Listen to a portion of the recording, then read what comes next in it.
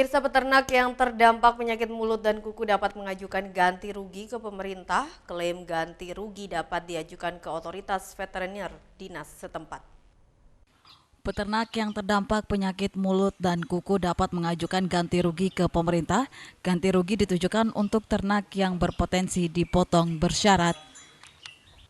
Untuk ganti rugi ternak terdampak PMK sekitar 150 miliar disiapkan pemerintah pusat untuk ganti rugi atau kompensasi 15 ternak. Sekretaris Direktorat Jenderal Peternak dan Kesehatan Hewan Kementerian Pertanian menjelaskan dinilai kompensasi untuk sapi dan kerbau sebesar 10 juta per ekor, sementara untuk kambing, domba, dan babi sebesar 1,5 juta per ekor. Nah, itu nanti direkomendasikan oleh pejabat otovet dan kemudian dilakukan pemotongannya. Harus ada juga foto open kamera dan lain-lain ya. Jadi tidak langsung saya mau potong sendiri, tidak begitu.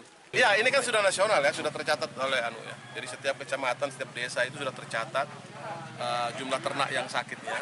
Kemudian kan ada juga nama, by name, by address itu yang bisa digunakan. Pada saat klaim itu diajukan, kita akan melakukan validasi dan verifikasi.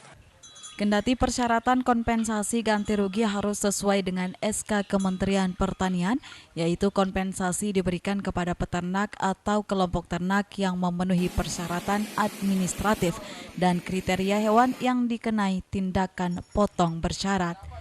Dari Lombok Tengah, Emma Widiawati, iNews melaporkan. Kita beralih ke informasi lainnya, pembayaran parkir non-tunai segera akan diterapkan di Kota Mataram. Penerapan sistem ini guna meminimalisir kecurangan dan kebocoran retribusi dari sektor perparkiran.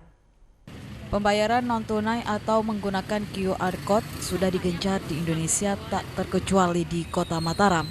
Dari 741 titik parkir sebanyak 650 titik di Kota Mataram telah menerapkan pembayaran non-tunai dan sekitar 700-an juru parkir diterjunkan untuk melayani konsumen.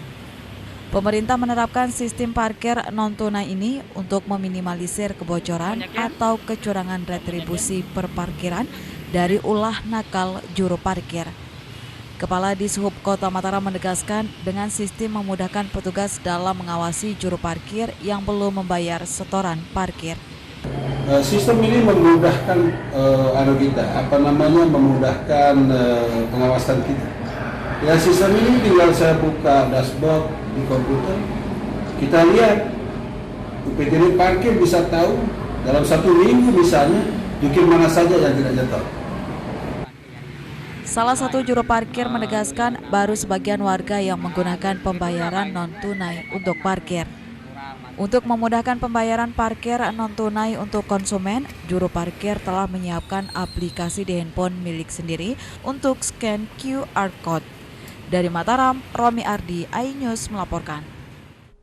Kementerian Ketenagakerjaan Indonesia terapkan One Channel System pengiriman calon pekerja migran ke Malaysia. Langkah ini untuk mencegah TKI ilegal. Mempersempit pengiriman calon pekerja migran Indonesia ilegal ke sejumlah negara tujuan, pemerintah Indonesia menerapkan One Channel dalam pengiriman CPMI. Dengan sistem ini, data CPMI akan terkoneksi langsung dengan imigrasi dan negara tujuan CPMI. Kepala Dinas Ketenagakerjaan dan Transmigrasi NTB menjelaskan, One Channel sistem pengiriman CPMI akan terkoneksi ke tingkat desa sehingga tidak ada lagi pengiriman CPMI tanpa rekomendasi dari desa.